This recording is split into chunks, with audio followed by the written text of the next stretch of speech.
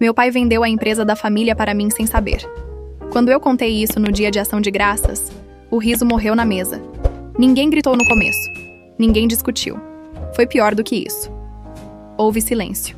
Um daqueles silêncios pesados, constrangedores, que fazem o ar parecer mais denso. Como se todos estivessem tentando entender se tinham ouvido direito, ou se eu tinha enlouquecido. Mas essa parte da história vem depois. Antes de tudo isso, antes da mesa posta, do peru no centro, das taças erguidas e das palavras que mudaram tudo, eu já era a decepção da família havia muito tempo. Desde os 14 anos, para ser exata. Foi nessa idade que eu entendi, pela primeira vez, que naquela casa eu não ocupava o mesmo lugar que meu irmão. Meu irmão mais velho sempre foi o orgulho do meu pai.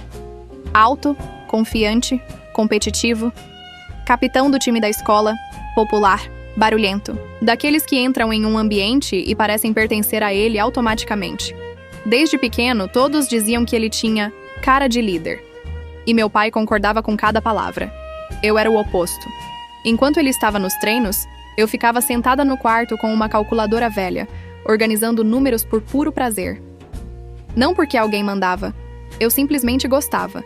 Gostava de entender como as coisas funcionavam, de encontrar padrões, de prever resultados. Mas isso nunca foi visto como talento. Era visto como esquisitice. Ela é muito quieta. Ela é sensível demais. Ela não tem perfil para isso. Essas frases começaram a surgir cedo demais. Meu pai comandava uma empresa de manufatura que havia sido construída pelo meu avô do zero. Uma empresa pequena no início, mas sólida, respeitada, que sustentou nossa família por décadas. Cresci ouvindo histórias sobre como meu avô trabalhava até tarde, como conhecia cada funcionário pelo nome, como se orgulhava daquilo que tinha criado. Todos os domingos, durante o jantar, meu pai falava sobre legado.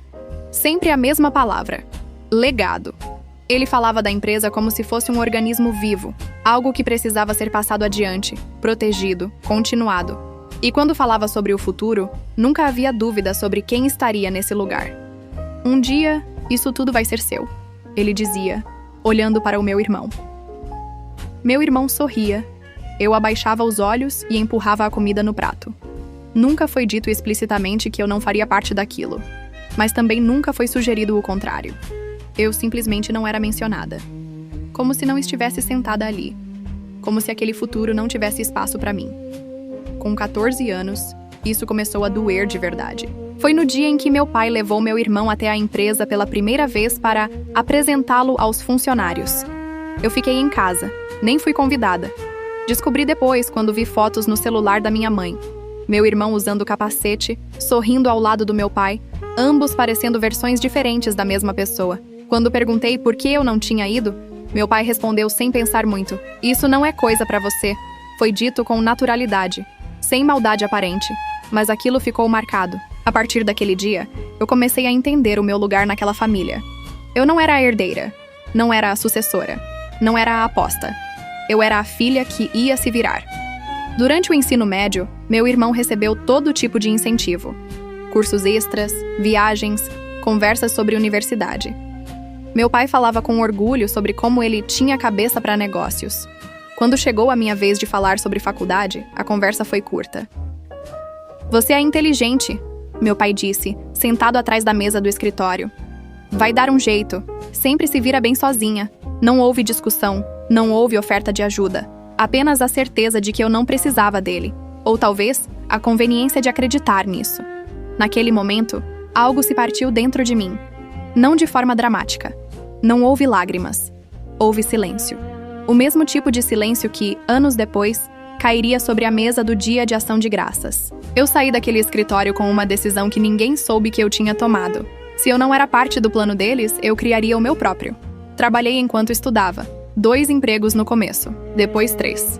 Enquanto meu irmão cursava a faculdade dos sonhos, paga sem questionamentos, eu contava moedas, recusava convites, aprendi a viver com pouco, não por escolha, mas por necessidade. E ninguém percebeu. Naquela casa, ninguém perguntava como eu estava. Ninguém queria saber o que eu estudava. As conversas continuavam girando em torno da empresa, do futuro do meu irmão, das estratégias que meu pai discutia com ele como se eu não estivesse ali. Com o tempo, aprendi algo importante. Ser ignorada me deu liberdade. Eu observava tudo. As histórias que meu pai contava sem perceber que eu escutava. Os erros que ele mencionava em tom de desabafo. Os problemas recorrentes da empresa. Eu absorvia cada detalhe. Eles achavam que eu não prestava atenção, mas eu prestava.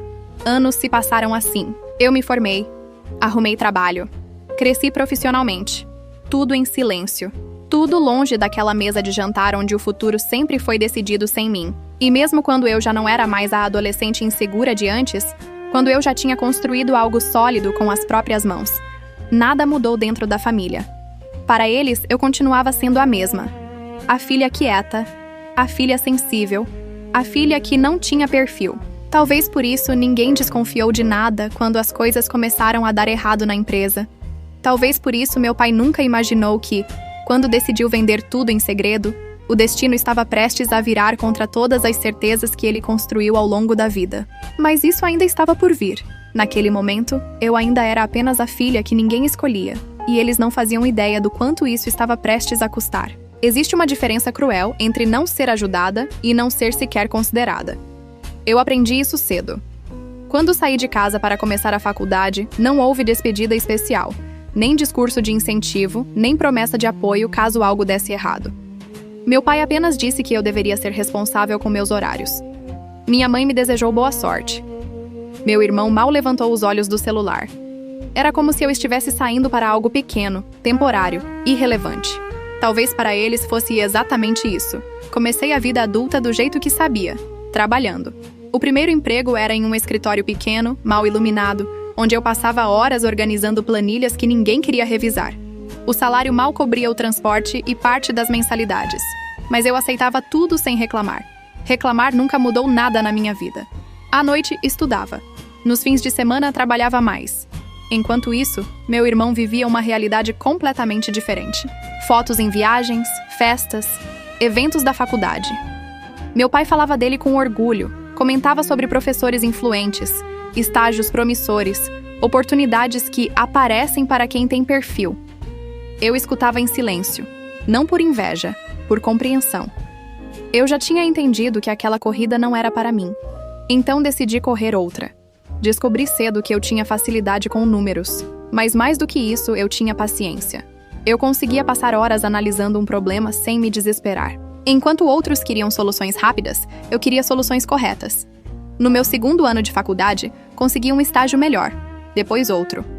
Cada passo parecia pequeno demais para ser comemorado, mas juntos formavam algo sólido. Eu estava aprendendo de verdade. Não só teoria, mas como decisões financeiras afetam pessoas reais. Empresas quebram, pessoas perdem empregos, famílias sofrem. Eu nunca esqueci disso. Talvez porque eu tivesse crescido vendo uma empresa sustentar tantas vidas. Talvez porque, mesmo ignorada, eu sempre me sentisse ligada àquele legado que nunca me ofereceram. Curiosamente, ninguém da minha família perguntava sobre meu trabalho. Nunca. Nas reuniões de família, o roteiro era sempre o mesmo. Meu pai perguntava ao meu irmão como estavam as coisas na empresa. Discutiam números, expansão, planos ambiciosos. Minha mãe elogiava a confiança dele, a postura, o jeito natural para liderar. Quando alguém finalmente se lembrava de mim, a pergunta vinha vaga. E você? Como vai?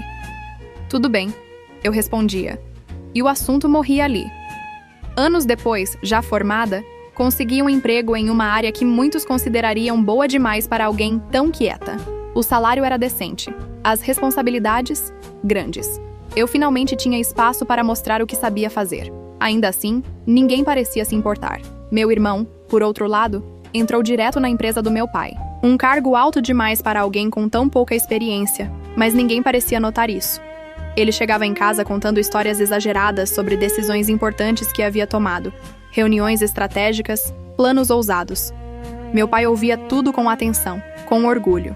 Eu escutava e reconhecia os erros. Pequenos no começo, depois cada vez maiores. Expansões rápidas demais, dívidas mal calculadas, promessas feitas sem base sólida. Tudo isso aparecia nas conversas como sinais de bravura, quando na verdade eram sinais de risco. Mas ninguém queria ouvir uma mulher quieta apontar isso. Então eu não apontei. Segui crescendo do meu jeito. Com o tempo, percebi que poderia fazer mais. Que eu não queria apenas trabalhar para empresas que tomavam decisões ruins. Eu queria consertar problemas, recuperar negócios que ainda tinham valor, mas estavam sendo mal geridos. Essa ideia não nasceu de ambição. nasceu de observação. Economizei cada centavo. Estudei ainda mais. Conheci pessoas certas nos lugares certos. E quando me senti pronta, dei o passo que ninguém esperava de mim. Abri minha própria empresa. Pequena, discreta, sem nome chamativo, sem anúncios. Apenas competência. No começo, éramos poucas pessoas, trabalhando demais, errando e corrigindo rápido, focadas em empresas que quase ninguém queria tocar, negócios familiares em dificuldade, fábricas esquecidas, operações que ainda tinham potencial, mas estavam à beira do colapso. Eu sabia lidar com isso. Sabia porque cresci ouvindo sobre esse mundo, mesmo quando achavam que eu não estava prestando atenção. Ano após ano, fomos crescendo. Não rápido demais. Não de forma imprudente. Cada aquisição era pensada. Cada risco calculado. Não buscávamos glamour. Buscávamos sustentabilidade. Enquanto isso, minha família seguia sem saber absolutamente nada sobre mim. Não por segredo intencional, mas por desinteresse. Eles nunca perguntaram. Nunca quiseram saber de onde vinha meu dinheiro, como eu pagava meu apartamento, porque eu nunca parecia preocupada. Simplesmente assumiram que eu estava bem, como sempre. E isso bastava. Até que um dia comecei a ouvir rumores. Conversas soltas na indústria. Comentários em eventos. Pessoas falando sobre uma empresa tradicional que estava enfrentando problemas sérios. Dívidas crescentes. Clientes insatisfeitos.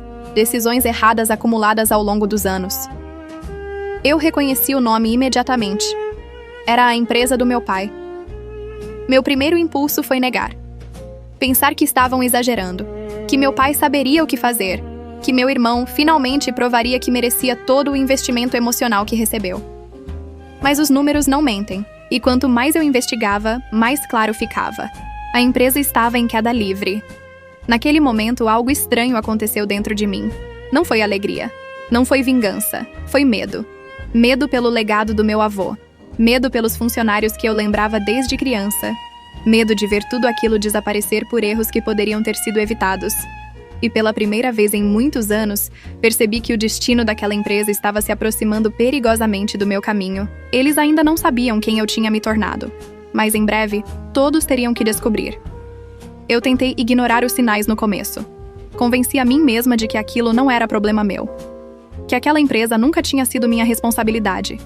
Que durante anos ninguém se importou com o que eu pensava, então eu não devia me importar agora. Mas quanto mais eu ouvia, mais difícil ficava fingir que não era comigo. O nome da empresa começou a surgir com frequência em conversas que eu nunca imaginei ouvir. Não eram elogios, não eram histórias de crescimento. Eram alertas, comentários sussurrados sobre atrasos, contratos perdidos, fornecedores impacientes, dívidas. A palavra aparecia com mais frequência do que deveria. Em um evento do setor, ouvi 2 executivos comentando sobre uma expansão mal calculada. Em outro, alguém mencionou que a empresa estava prometendo prazos que não conseguia cumprir. Tudo isso soava perigosamente familiar. Era exatamente o tipo de erro que eu já tinha visto destruir outros negócios. E dessa vez, não era uma empresa qualquer.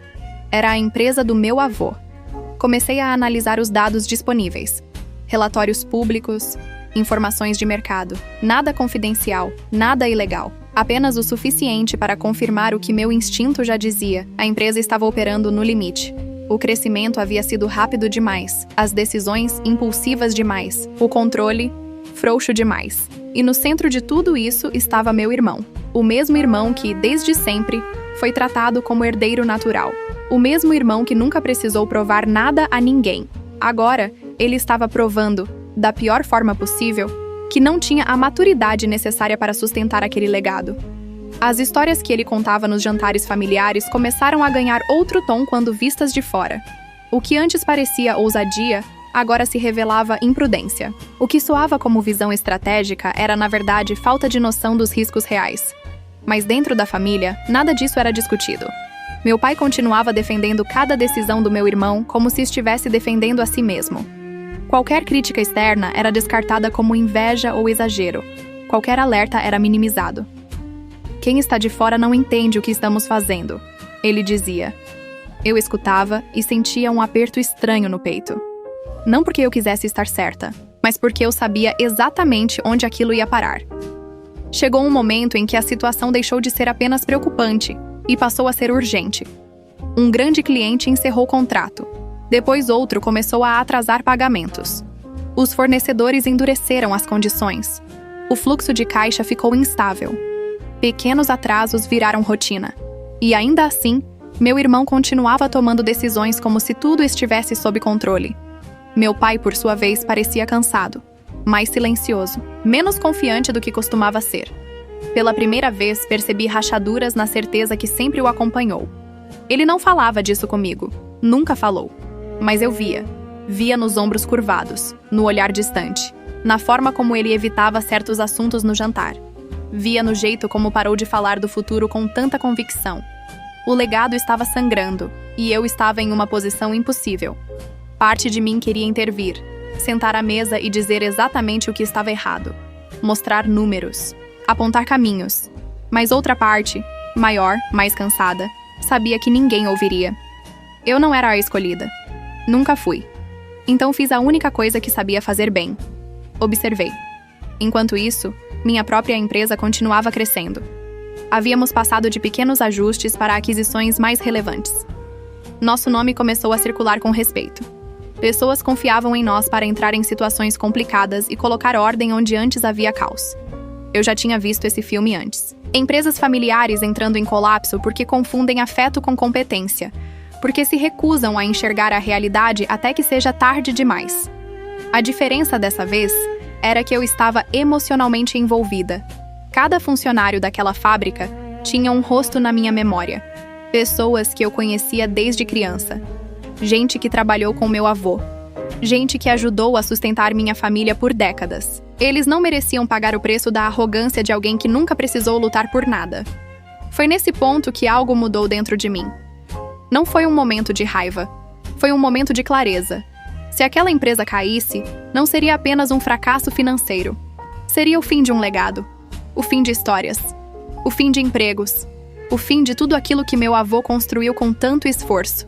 E meu pai teria que conviver com isso pelo resto da vida. Eu ainda não sabia exatamente o que faria. Não tinha um plano claro. Mas uma coisa se tornou impossível de ignorar. A empresa estava indo para o fundo. E ninguém naquela casa parecia capaz de salvá-la. Exceto alguém que eles nunca consideraram. A confirmação veio de forma indireta, quase banal. Não foi meu pai quem contou. Não foi minha mãe. Não foi nenhum comentário feito à mesa. Eu soube da decisão da mesma forma que soube de quase tudo importante na vida deles. Por acaso. Um contato antigo do setor me ligou numa tarde comum, dessas em que eu estava revisando relatórios e pensando em problemas completamente diferentes. Você ficou sabendo? Ele perguntou, em tom casual demais. Sabendo do quê? Que a empresa do seu pai está oficialmente à venda. Por alguns segundos eu não consegui responder.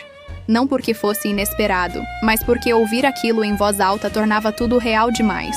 À venda. Não uma reestruturação, não uma parceria, não um ajuste temporário. À venda. Agradeci a ligação e desliguei sem fazer mais perguntas. Fiquei sentada olhando para a tela do computador, sentindo aquele mesmo silêncio pesado que sempre acompanhou os momentos decisivos da minha vida.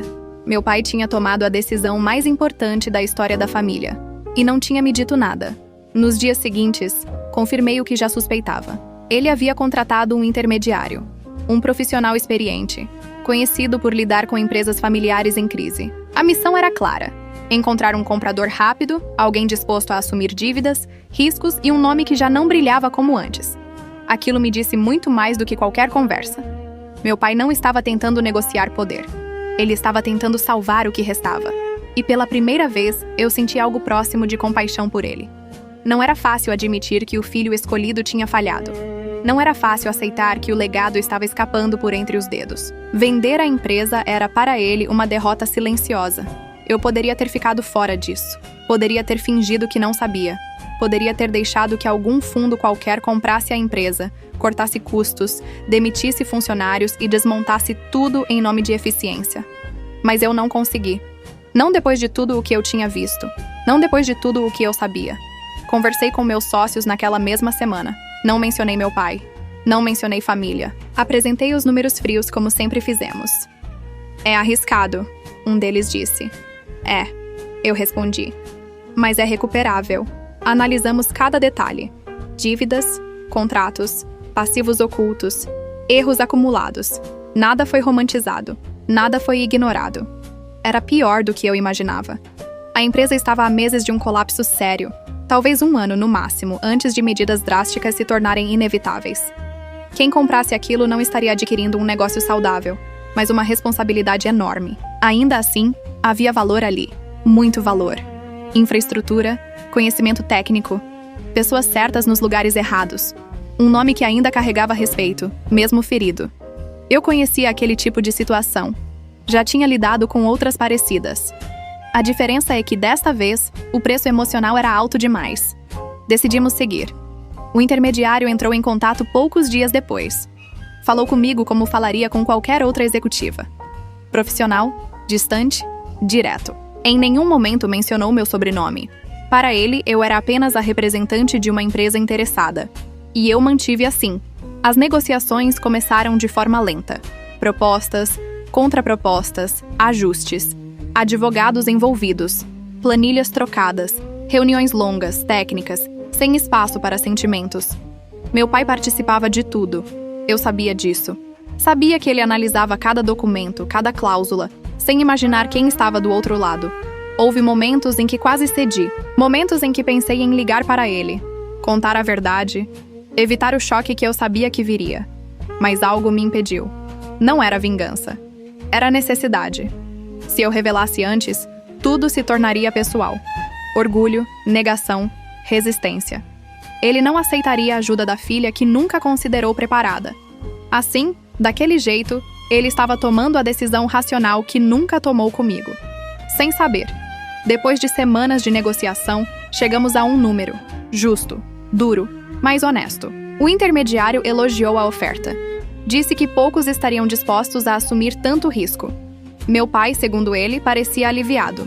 Cansado, mas aliviado. O contrato avançou rápido depois disso. Assinaturas, transferências, compromissos assumidos. No papel, a empresa já não era mais da família. Mas ninguém além de mim sabia o que isso realmente significava. Meu nome estava ali. Em cada documento. Em cada cláusula. Em cada responsabilidade. Meu pai havia vendido a empresa da família para mim, sem saber. E eu sabia que quando a verdade viesse à tona, nada voltaria a ser como antes. A pergunta não era mais se aquilo explodiria. Era apenas quando. E a resposta estava marcada no calendário, em letras discretas, como se fosse só mais uma data comum. Dia de Ação de Graças. O Dia de Ação de Graças sempre foi uma encenação naquela casa. A mesa impecável. A comida farta. As mesmas histórias repetidas ano após ano, como se o tempo tivesse parado em algum momento confortável demais para ser questionado. Era o tipo de noite em que todos fingiam que as coisas estavam bem, mesmo quando claramente não estavam. Naquele ano, no entanto, algo era diferente. Eu senti isso assim que estacionei o carro em frente à casa dos meus pais. As luzes estavam acesas como sempre. O cheiro da comida já escapava pelas frestas da porta, mas havia uma tensão no ar que eu não conseguia explicar. Talvez fosse só nervosismo. Talvez fosse o peso de um segredo grande demais para caber em silêncio. Entrei com a mesma postura de sempre. Sem ostentação. Sem chamar atenção. Cumprimentei minha mãe. Abracei meu pai. Troquei poucas palavras com meu irmão. Ele parecia inquieto. Andava de um lado para o outro, checando o celular, bebendo mais do que o habitual antes mesmo do jantar começar. Havia algo nele que misturava ansiedade e expectativa, como se estivesse esperando uma notícia que mudaria tudo. Eu sabia exatamente o que era. Sentamos à mesa. O peru foi servido. As taças foram enchidas, as conversas começaram leves, superficiais. Comentários sobre o clima, sobre viagens futuras, sobre coisas que não importavam de verdade. Eu comia em silêncio, como sempre. Meu pai parecia mais sério do que o normal. Havia um cuidado excessivo nos gestos, como se estivesse ensaiando algo mentalmente. Eu o conhecia bem o suficiente para reconhecer aquele comportamento. Ele estava prestes a anunciar alguma coisa. E, como sempre, fez isso do jeito que gostava. Levantou-se com a taça na mão. "Quero fazer um brinde", disse. As conversas cessaram. Meu irmão endireitou a postura imediatamente. Minha mãe sorriu, antecipando boas notícias. Eu permaneci sentada, sentindo o coração bater mais forte, mas mantendo o rosto neutro. "Este ano foi difícil", meu pai começou. "Mais difícil do que eu imaginava." Meu irmão franziu a testa. Mas também foi um ano de decisões importantes. Ele continuou. Decisões necessárias para proteger aquilo que nossa família construiu ao longo de gerações. A palavra legado pairou no ar, mesmo sem ser dita. Depois de muito pensar, eu tomei uma decisão, disse ele, respirando fundo. Eu vendi a empresa. Por um segundo, ninguém reagiu. Depois, o caos. Como assim vendeu? Meu irmão perguntou, a voz mais alta do que deveria. Vendeu para quem? Minha mãe levou a mão à boca. Alguém riu nervosamente. Eu senti vários olhares se moverem pela mesa, mas ninguém olhou para mim. Meu pai ergueu a mão, pedindo calma. A empresa precisava de gestão profissional, disse. Alguém de fora, com experiência real, que pudesse assumir os riscos que nós já não podemos mais. Meu irmão ficou vermelho. Você disse que eu ia assumir, ele retrucou. Sempre foi esse o plano. Era o plano enquanto você mostrava que estava preparado. Meu pai respondeu num tom mais duro do que o habitual. E você não mostrou. A mesa ficou em silêncio novamente. O comprador é sólido, continuou meu pai. Vai manter a operação, preservar empregos, respeitar o nome da empresa. Quanto? Alguém perguntou. Um valor justo, ele respondeu. Mais do que justo, considerando a situação atual. Houve murmúrios, comentários baixos. Algumas pessoas pareciam aliviadas, outras chocadas. Meu irmão estava furioso. E o dinheiro? Ele perguntou. O que vai acontecer com o dinheiro? Meu pai tomou um gole de vinho antes de responder. Sua mãe e eu vamos usar para nossa aposentadoria. Vocês já tiveram vantagens suficientes. Está na hora de cada um seguir o próprio caminho. Foi nesse momento que algumas pessoas riram. Riram do meu irmão, da situação, do drama inesperado. Riram nervosamente, como se aquilo fosse apenas uma história curiosa para contar depois. E então, alguém fez o comentário que sempre faziam comigo. Bom, pelo menos agora está claro quem nunca esteve no jogo, né? Algumas cabeças se viraram na minha direção. Um sorriso constrangido aqui, outro ali. Nada declarado, mas claro o suficiente. Eu senti algo se mover dentro de mim. Não raiva, não humilhação, clareza. Meu pai começou a falar novamente, explicando detalhes técnicos da venda, usando palavras que sempre usou para impressionar. Falava com alívio, como se tivesse tirado um peso enorme dos ombros. Eu sabia que aquele era o momento. Se eu deixasse passar, nunca mais seria o mesmo tipo de revelação. Viraria uma conversa privada, controlável, minimizada. Doeria menos para eles, mas também não mostraria a verdade inteira. Eu coloquei o garfo no prato. O som foi baixo, metálico, mas suficiente. Pai, eu disse. Ele se virou para mim, surpreso. Não era comum eu interromper. Você esqueceu de mencionar um detalhe importante. Continuei com a voz firme, mais firme do que eu mesma esperava. Que detalhe? Ele perguntou.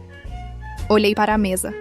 Para minha mãe, para meu irmão, para todos aqueles rostos que passaram anos me ignorando. Quem comprou a empresa? Meu pai sorriu de leve, achando que eu estava apenas curiosa. Isso não importa agora, ele respondeu. O importante é que a empresa está segura. Eu respirei fundo. Importa sim. O silêncio voltou, mais pesado do que nunca. A empresa está segura, eu disse devagar, porque quem comprou fui eu. Por um segundo, ninguém reagiu. Depois, tudo parou. Minha mãe piscou várias vezes, como se não tivesse entendido. Meu irmão se levantou abruptamente, derrubando a cadeira. Isso não é engraçado, ele disse. Para com isso. Não é uma piada, respondi. Meu pai me encarava fixamente, a taça parada no ar. O contrato está no meu nome, continuei. Cada documento, cada assinatura. O riso morreu completamente. E naquele silêncio absoluto, eu soube que nada, absolutamente nada, voltaria a ser como antes. Ninguém falou nada por alguns segundos depois da minha revelação. Não foi um silêncio comum. Foi o tipo de silêncio que desmonta pessoas por dentro.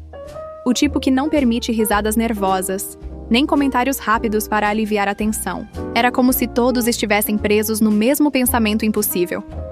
Aquilo não podia ser verdade. Meu irmão foi o primeiro a reagir. Isso é algum tipo de joguinho? Ele disse, a voz alta demais, desesperada demais. Você não pode ter esse dinheiro. Você nem trabalha com isso. Eu não respondi imediatamente. Passei anos respondendo a perguntas que ninguém realmente queria ouvir. Não era ali, naquela mesa, que eu faria isso de novo. Trabalhei minha vida inteira com isso. Eu disse por fim. Vocês só nunca se deram ao trabalho de perguntar. Meu pai finalmente abaixou a taça. As mãos dele tremiam levemente. Isso não faz sentido, ele murmurou. Se fosse verdade, eu saberia. Saber é diferente de ver, respondi. E você nunca me viu. Minha mãe levou a mão ao peito, respirando com dificuldade. O rosto dela misturava choque e culpa, como se anos de silêncio estivessem se apresentando de uma vez só. Meu irmão começou a andar ao redor da mesa. Você fez isso pelas nossas costas, ele acusou. Planejou tudo. Esperou a empresa cair para se aproveitar. A palavra aproveitar ecoou na sala. Levantei-me devagar. Não, eu disse. Eu fiz isso porque a empresa estava há meses de quebrar. Porque pessoas que trabalharam a vida inteira lá iam perder tudo. Porque você estava tomando decisões que nem entendia. Ele se aproximou um passo. Meu pai o conteve com um gesto. Chega, disse ele exausto. Aquela palavra nunca tinha sido dita daquele jeito naquela casa. Eu vendi porque falhei, continuou meu pai. Falhei como gestor e como pai. Olhou para mim pela primeira vez naquela noite como se estivesse realmente me vendo. Eu devia ter percebido antes. Não houve pedido de perdão. Ainda não. Mas houve algo mais raro. Reconhecimento. Eu peguei minha bolsa. Eu não vim aqui para humilhar ninguém. Falei. Vim porque ainda sou parte desta família. Mesmo quando vocês agiram como se eu não fosse. Meu irmão riu sem humor. Então agora você manda em tudo? Vai nos expulsar? Vai nos punir? Balancei a cabeça. Não. Eu vou fazer o que vocês nunca fizeram.